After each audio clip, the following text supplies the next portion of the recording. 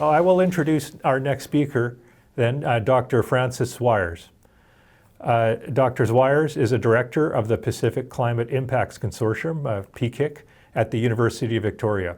His former roles include Chief of the Canadian Centre for Climate Modelling and Analysis and Director of the Climate Research Division, both at Environment and Climate Change Canada. As a research scientist, his expertise is in the application of statistical methods to the analysis of observed and simulated climate variability and change.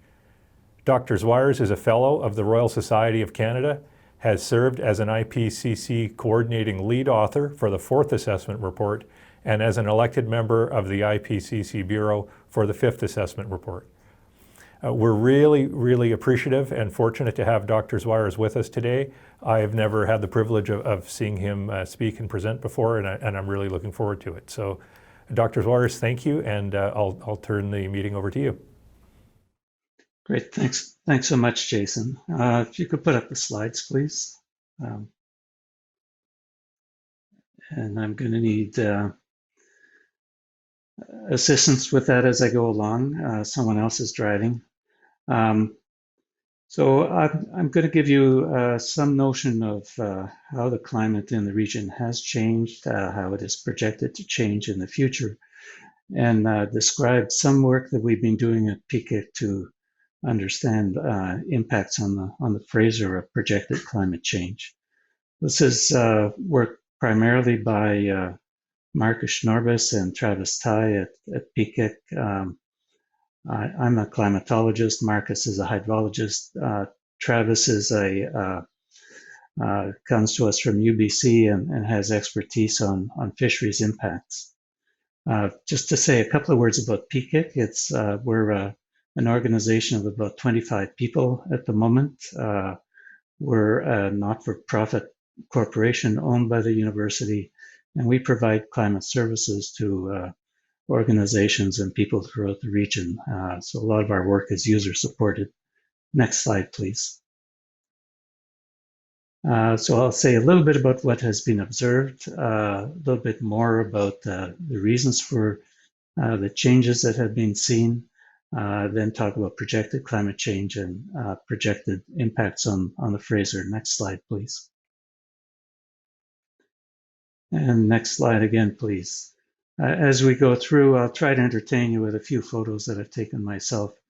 And I've tried to select photos that represent some aspect of salmon habitat to the extent that a climatologist and a statistician would be able to recognize that. So I'm going to, my discussion about observed and projected climate change is based on information that's in a recent report published by Environment and Climate Change Canada. Canada's Changing Climate Report. It's an IPCC style assessment, very carefully done. So it can be regarded as being an authoritative statement of what has been observed and what might happen in the future. Their observed changes are based on a gridded version of a very carefully constructed long-term climate station data set that they have nurtured at ECCC over the years. Next slide, please. So here's a map on the left, a chart on the right that gives you some indication of how the Canadian climate has warmed over the last 60, 70 years or so. You see that in British Columbia, we've had a warming of the order of about 2 degrees during that period, with some variation across the province. More warming is observed in the north and across the prairie provinces, a little bit less warming in the east. For Canada as a whole, the warming over that period has been about 1.7 or 1.8 degrees, with a lot of interannual variability, as you might expect. Next slide, please. So here are some figures for you to look at that give you an indication of how that warming has been experienced regionally. So in British Columbia, over the 1948 to 2016 period, Annual mean temperatures have risen by almost 2 degrees. Winter mean temperatures by close to 4 degrees. The least warming has been observed in autumn. Next slide, please. Well, here are similar types of images for precipitation. Precipitation, rainfall, and snow is much more difficult to observe. You need many more stations to observe it well, and so you need to take these figures with a little bit of a grain of salt. The indication from this carefully quality controlled data set that they maintain at Environment Canada is for modest change over most of the southern part of the country with gradual increase, a more substantial change in the northern part of the country. And that's consistent with what climate science tells us. So it tells us that we should expect greater precipitation increases at high latitudes. The trend on the right is indicative, but again, maybe it shouldn't be taken too literally. Particularly during the early part of the record. It does indicate gradual increase in precipitation over time of perhaps 5 or 10% above a base period recently averaged across the country. Next, please. And then in terms of British Columbia, if you look at the top row of this table, on an annual basis, we're estimated to be a little bit moister than during a reference base period, with a decrease in winter, a strong increase in spring. Next slide, please. Okay, now what is projected in terms of causes? So if we go to the next slide then. Climate scientists use a group of techniques that are basically signal detection techniques. So we use climate models to estimate what the change to known changes in greenhouse gas concentrations and aerosol loadings and so on might have been. So we have an expected signal, and then we look for those signals in observations. And so on the two left-hand bars indicate for Canada an estimate of the annual mean warming now ending in 2012 rather than 2016, estimated in two different ways. First, simply as observed, and then secondly, in observations that have been adjusted to take some low-frequency natural fluctuation into account. So one of the things that influences the Canadian climate, for example, is the Pacific Decadal Oscillation, which fluctuates slowly and can have an influence on trends of over periods of 50, 60, 70 years. Using these signal detection techniques, we can decompose that observed change into a contribution from external influences on the climate. So this is greenhouse gases, aerosol changes, land use changes, volcanic eruptions, and the influences that those have on climate, and changes in solar output. And so if you consider all external forcings, then you see that almost 1 degree of the observed change during that period can be attributed to those forcings. And you can tease that apart into a contribution due to anthropogenic forcing, and then the natural components, the solar and the volcanic components. And you see that the solar and the volcanic component is essentially negligible over that 60, 65-year period. Next slide, please. We can ask these questions in winter and summer, and you get essentially the same answer again, that the large change that has been, a large part of the change that has been observed in Canada annually and seasonally in terms of temperature can be attributed to human influence on the climate system. We have similar types of work for precipitation. The signal to noise ratio in precipitation is weaker. And so at the moment, the status of that type of research is that we can detect human influence on a continental scale, but not yet reliably on a country or regional scale. So next slide, please. Okay, next, please. Great. So this picture is taken from the bridge that crosses the Kispiots River, the one that was taken out by the snowplow this winter. A very pretty spot. Next slide, please. So now some indications of projected changes for winter relative to a recent 30-year period, and under two different kinds of climate forcing scenarios. So you have to understand that when we try to project temperature change in the future, we have to tell our climate models basically what the composition of the atmosphere is going to be in the future. And so that means we need scenario for how emissions will evolve. And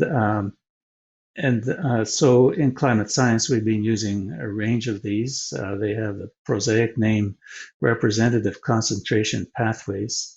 So these are basically trajectories that atmospheric concentrations of greenhouse gases will follow over time. On the left are some results that are obtained. It's a little bit confusing. There's a Mac to Windows kind of problem here. For about the 2040s, under a very low emissions scenario. This is an emissions scenario that would keep global warming to below 2 degrees above pre-industrial, so that the Paris target. On the right, using RCP 8.5, this is more or less a business as usual type of scenario, again, for about the 2040s. And so at that time horizon, you see that there's not a huge amount of difference, at least for British Columbia. You see warming that, and again, there's a Mac to Windows kind of problem here. So you don't see what the temperature scale is, but there's modestly similar warming of a couple of degrees that is projected for British Columbia. You see typically in wintertime more warming at very high latitudes than at lower latitudes, and that's due to a known process called ice albedo feedback. Next slide, please. So these are the same projections that should be showing now projections that are looking a lot angrier for later in the century. And so later in the century, you have substantially more warming. So I'm sorry these aren't showing correctly. Next slide, please. This shows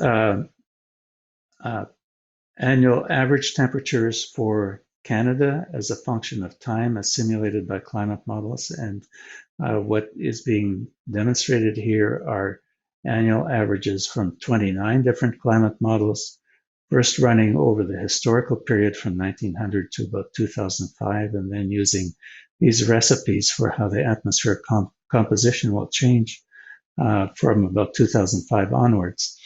And you see over the historical period, gradual run up in temperatures, very similar to what has been observed. And then over the future period, depending upon whether we freely emit lots of greenhouse gas into the atmosphere or severely curtail the amount of emissions. In the latter case, temperatures that stabilize. For Canada, at about 2.5 degrees or so above the recent climatological period, so something closer to 4 degrees above pre-industrial. If we don't constrain greenhouse gas emissions and continue on as we have been, then we'll get to a climate for the country that is much, much warmer than the historical climate, as you can see. Next slide, please. So similar kinds of pictures now for summertime. What you see again is a picture of warming, but you see a picture that is much more homogeneous than you do in the case of winter, and that's because the process that amplifies warming in the north isn't active in the summertime. It affects the winter temperatures most profoundly.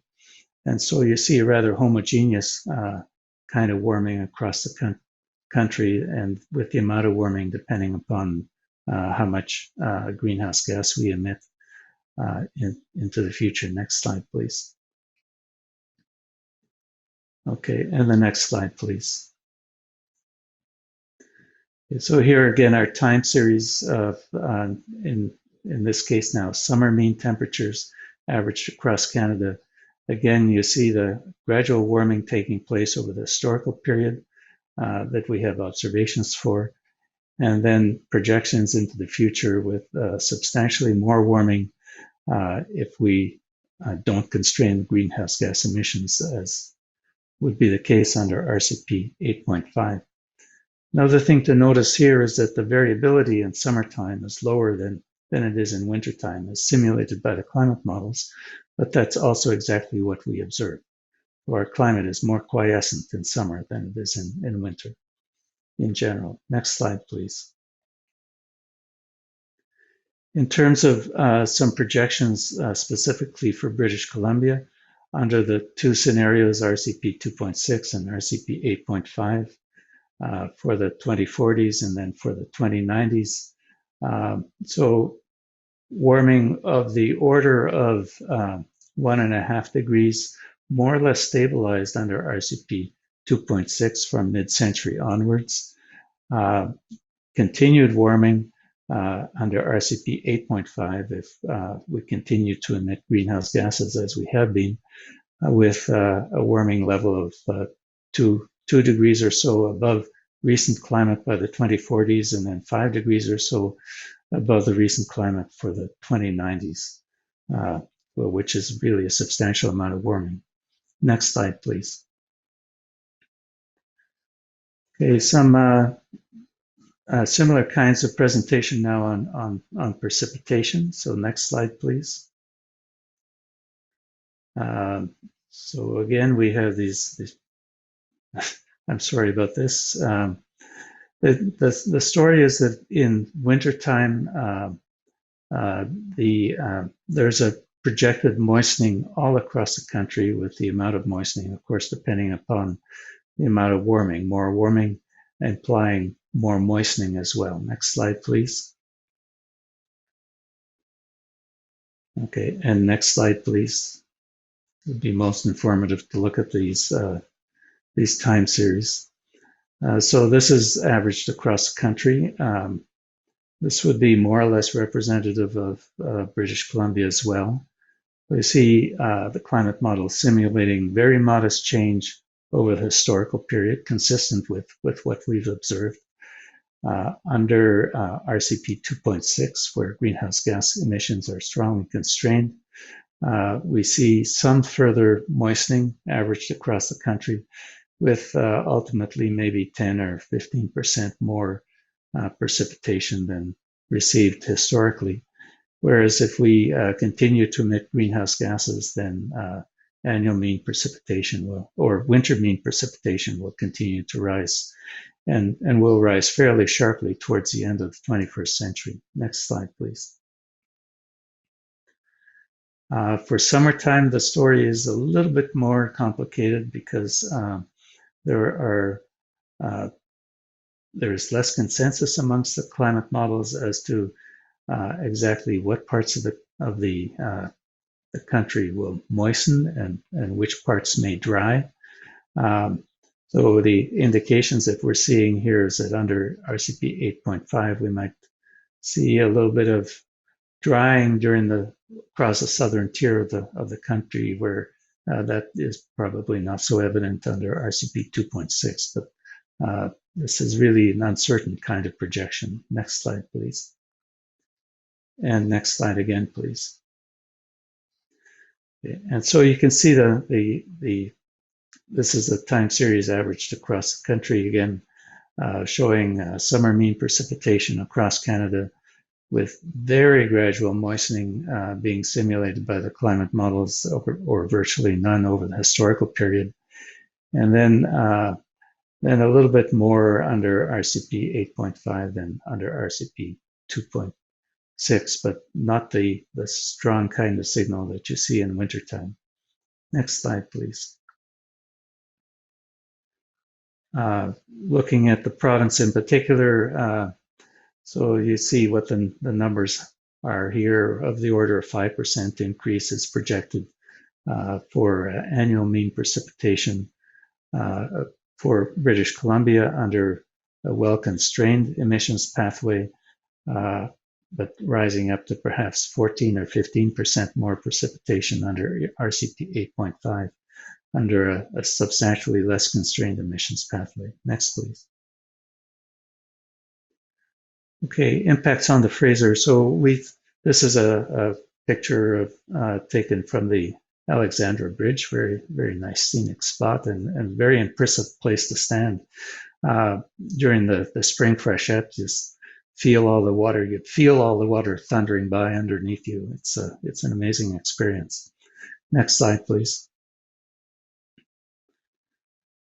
So what I'm showing here, we run a hydrologic model at PKIC. That model is set up on the entire Fraser system. The way we operate this model is first calibrated using historical data, historical streamflow data, historical precipitation, temperature data, and so on. Then once the model is well calibrated, we drive the model with climate change scenarios that are built from the climate models that I've described. And so what you're seeing here are simulations of changes in annual mean stream flow at several points on the Fraser system. So starting at the upper left, so the South Thompson River at Chase, so the red dot that's shown on the map there. Yellow, the Fraser River at Marguerite. So that's midway between the Chilcotin and Quesnel River along the main stem of the Fraser. The blue dot, so that's the lower left, lower right chart at Hope, and the green dot, the upper right chart, Harrison River at Harrison Hot Springs. So that's before the Harrison River discharges into the Fraser.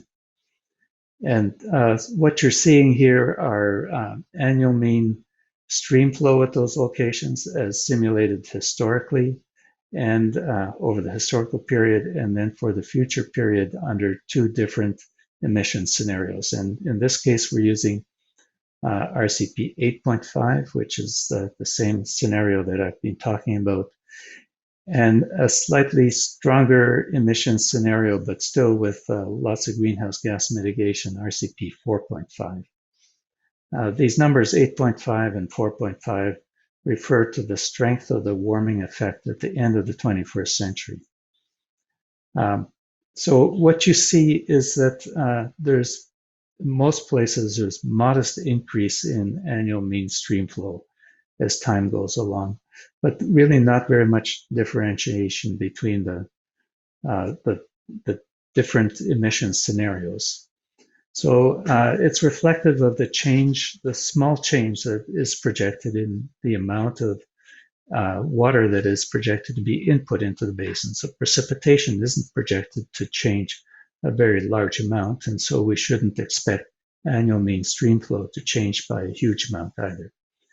Next slide, please.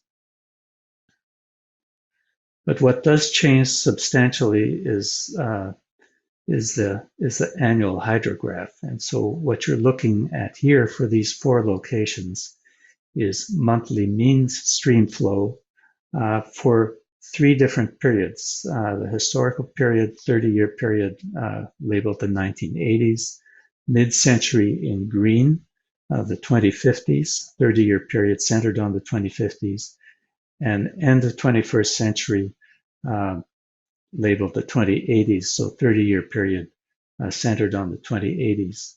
And this is under the RCP 8.5 scenario. There are uncertainty bands there indicating that we've run this simulation a number of different times using a number of different climate simulations. And so no one simulation provides an exact result. The historical hydrograph is more or less as we know it. Spring freshet in June, a fall off in flows over the summer, lowest flows in the winter. What you see as the climate warms is first the timing of the spring freshet advances. Secondly, most places the magnitude of the spring freshet declines or stays level. And the third thing that you notice is that flows in summer decline much more quickly and to lower levels, whereas flows in winter are higher and become higher as the climate warms further. And so this all makes sense in the context of a basin that is predominantly driven by snow storage, so a so-called Nile River basin, such as the Fraser. What happens at the moment is that lots of snow is stored in the basin over the winter. It's cool, and that all melts in the summer, in the early summer, and ends up producing that big spring freshet. In the warmer climate, much more precipitation arrives as rainfall, and there's much more snow melt during the winter, and so snow storage is reduced, flows are increased in winter, and therefore the amount of water that's retained in the basin for discharge during the summer is also reduced, and so you see those sharp declines in summer low flows. Next slide, please. Okay. We have coupled to our hydrologic model a water temperature model, and so we're also able to say something about projected changes in water temperature. And so I've shown some results here from 4 locations, and so you see in this case the signal is very clear and disturbing. So you see substantial warming in annual mean water temperature at these locations under both scenarios, but very substantial warming under RCP 8.5. We go next, please. If you look at the annual cycle of water temperature in the river, you see that the shape of the annual cycle stays more or less the same. Temperatures simply warm over time as the climate warms. You see a couple of an interesting feature in early in the year. If you compare the historical annual cycle of water temperature with the projected future annual cycle of water temperature, there looks to be actually some warming around about March and April. If you look at the panel at the lower left, the Fraser River near Marguerite and also at Hope. And we haven't really teased this apart yet, but we think that could be caused by increased snow melt during the winter. Next slide, please. And then we've calculated a few diagnostics that are potentially relevant to salmon. We don't know a huge amount about salmon, but we're trying to learn rapidly. So what these slides show are the number of days per year at these locations with water temperature above 19 degrees C, which might be considered to be critical for salmon, particularly young salmon that spend a substantial fraction of their lives in the freshwater habitat. And so historically, depending on location, you might have had 30 or 40 or perhaps 50 days per year, such as that. But this grows rapidly to, if we consider the Fraser at Marguerite, for example, projection of in excess of 100 days per year with water temperature greater than 19 C. This probably is not very good news for salmon. Next slide, please. So here's a similar kind of calculation where now we're calculating the number of degree days above zero.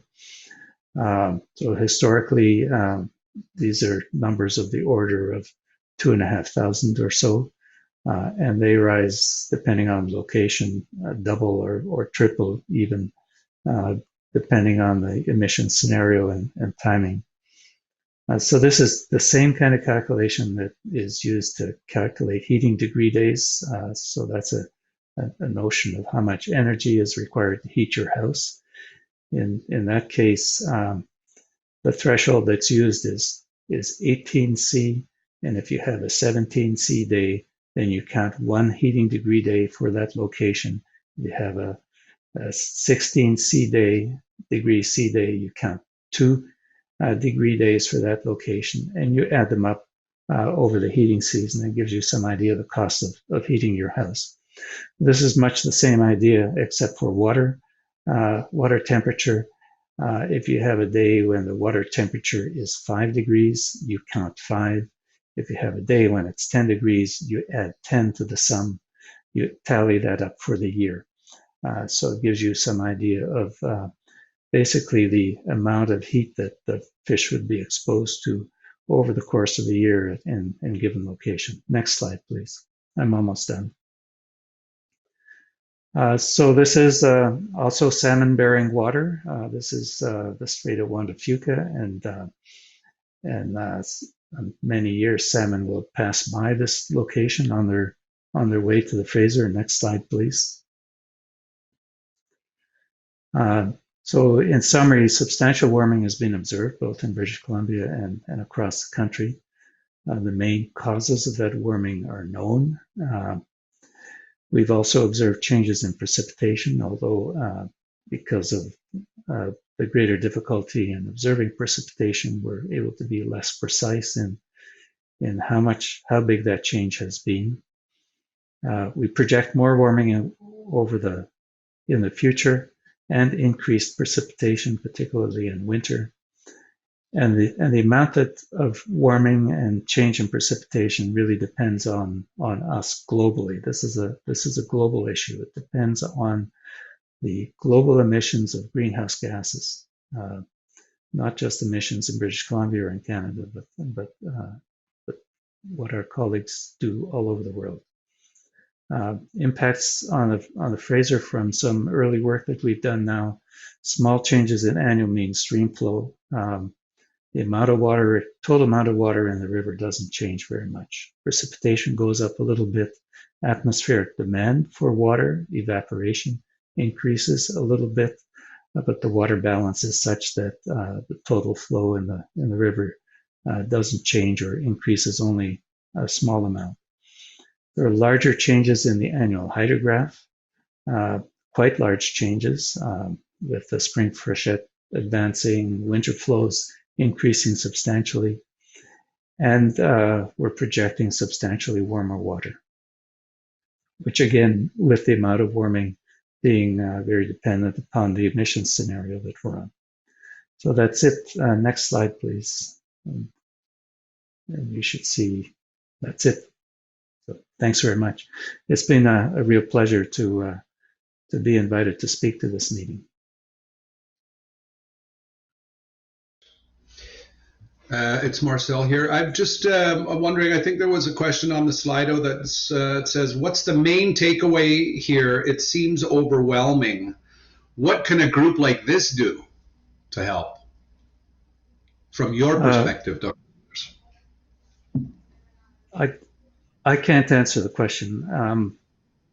We at PKIC, we are involved in a BC SRIF, BC Salmon Recovery and Innovation Fund project with colleagues at the Pacific Biological Station. And so what we're doing in that project is this kind of modeling basically on every salmon-bearing river basin in British Columbia. And so what we're going to try to do is provide information about the risks that salmon are faced.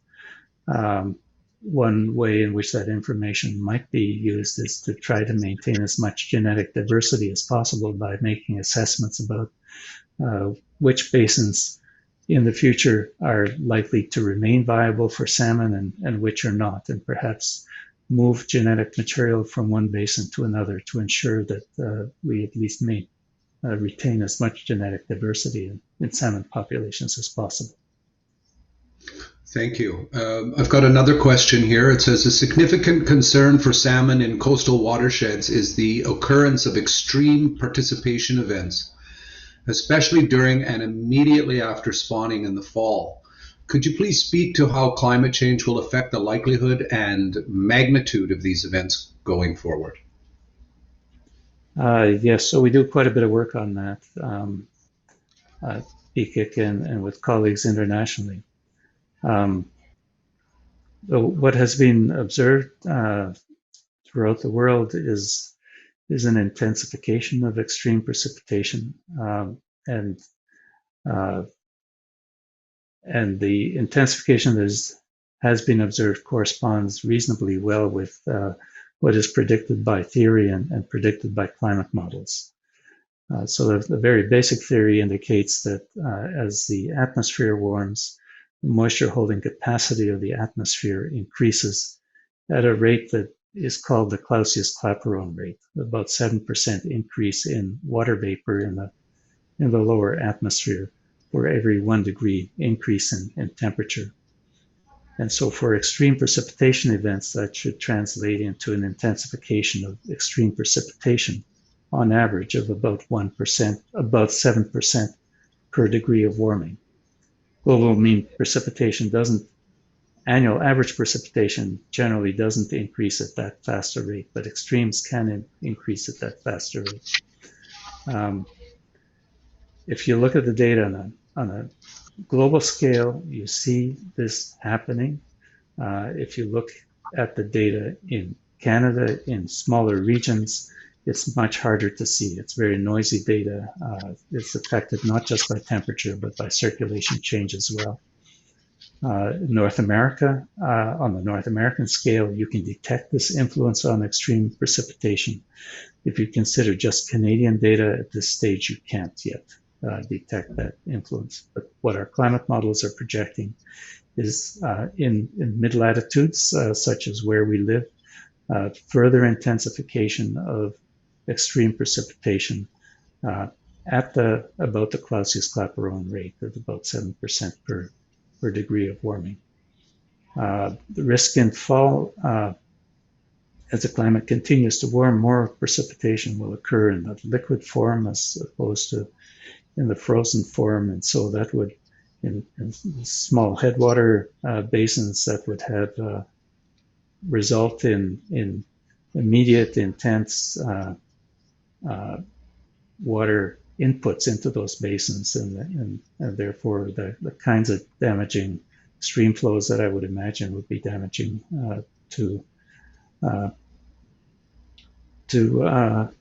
young salmon and to the spawning activities. Okay, thank you. Thank you for that. Next question from Jonathan Moore, and I'm mindful of time. We've got about 10 more minutes, so folks, don't be shy. Ask questions. Next one. Thank you for your super informative talk. Can you discuss how the flow and temperature model fitting does or does not incorporate ongoing land use changes that also have been found to impact water flow temperatures, for example, timber harvesting or water removals? Yeah, the model, the way we have it set up at the moment, does not incorporate land use change. So it represents the basin in a more or less natural state. So this is something that can be done. So you can't describe to the model how land surface properties have changed over the historical period. For the future period, you then need a scenario for land use change, and so of course, as climate scientists and hydrologists, we're not expert in that aspect. You could incorporate information from global climate models, which simulate terrestrial vegetation response to the changes in greenhouse gas concentrations and changes in climate. So from those models, you could obtain some idea of what the nature of the land surface, whether it's forested, the type of forest, or whether it becomes a savanna type of land surface over time. That information could be incorporated. Disturbance is not well simulated or not simulated at all within the driving climate models at the moment, and so that would be very hard for us to take into account in a hydrologic simulation. So certainly parts of the story that are missing, yes. Thank you. Farshad is asking, as you showed the projections show an overall increase in precipitation, do these models provide any insight into the change in the composition of the precipitation in winter in BC? Do we expect, to receive more precipitation in the form of rainfall than snowfall? Thanks. So yes, yes, they do provide that information, and we do expect more rainfall in winter than we have experienced historically. There's also information that these models provide about basically about the size of the snowpack, so the snow water equivalent, describing the mass of frozen ground water that is sitting on the ground is something that is simulated and tracked by these models, and so you can also projections indicate that over time, at least at lower elevations, the snowpack will decline. But there will be some places in British Columbia at higher elevations where it may increase modestly. Okay, thank you. Another one. Pat Matthew, can climate change affect particular habitats, for example, groundwater or aquifers in fresh water? I'm sure that's the case. If you change the precipitation input, the type of precipitation, when the water arrives, whether it arrives at a time when the surface is already saturated or not saturated, that of course will affect aquifer recharge and so on. Yeah. Okay, I've got 3 more questions and I'm going to have to end it there. So let's go with Brian Riddle. Is there a need for increased monitoring at local sites, or are there models to broadly based to incorporate such data? So that's a really good question, and it's so this will become a challenge for us as we undertake our BC SRIF project. So initially we're starting with basins where we have a substantial amount of data that we can use to calibrate our models, but we're also going to have to model future stream flow and future temperature on ungauged basins, and so that will pose a substantial challenge for us to make sure that we find a way of calibrating those models correctly. Also, stream temperature data is sparse and spotty across the province, or at least the data that we've been able to access to date, and so that also limits our ability to calibrate models and evaluate them, make sure they're operating properly. Okay, thank you. Mark Saunders asks, are there projects, models, linking the changing hydrological conditions to the changing estuarian and coastal marine conditions? Also, a very good question, Mark. There are capabilities to do that. We don't have them at PKIC. One of the things that you need a combination of things, high resolution coastal ocean model that simulates biological processes that take place within coastal oceans and estuaries. So those things are available. You need hydrologic models such as those developed at PKIC that discharge into those estuaries. You need hydraulic models that tell you not just about water volume and the timing of that volume, but also about water height. So you need detailed information about the shape of the channel that's carrying the water and the environment that it's being carried into. and you need to couple that with tidal models. So all of the components exist in one form or another. The work that is required to connect them all together in order to inform in a confident way what is happening in estuarine and coastal marine environments is challenging. Okay, final two questions. I think we have enough time to get these two in. So from Jose, I've got, can you explain why there is expected greater warming in winter air temperatures, but your models show greater warming temperatures in summer?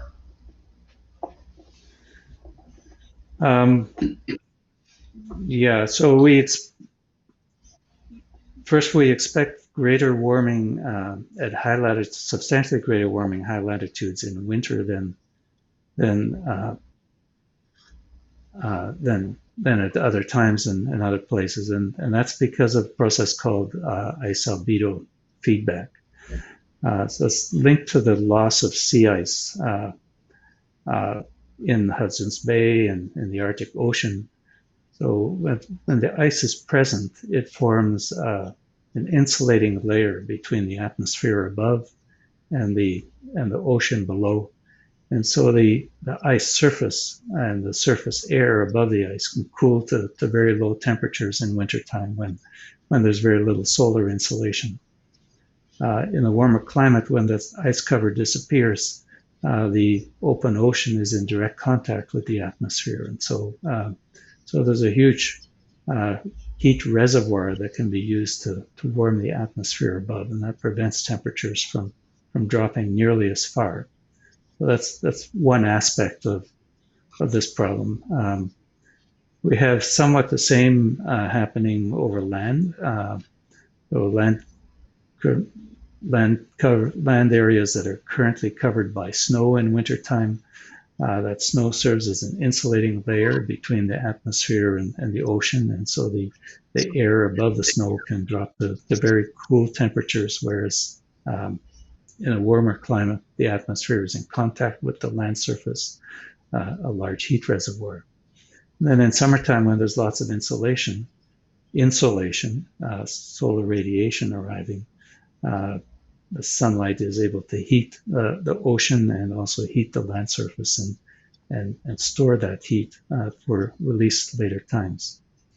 The slides that I showed you didn't display properly because they were made on a Mac and apparently were being shown on using a Windows machine, and so there are a few problems there, but we do see a more uniform, consistent warming in summer over all of the country, more inhomogeneous warming in wintertime with much higher warming at high latitudes and lower latitudes in wintertime, but overall more in wintertime than in summer.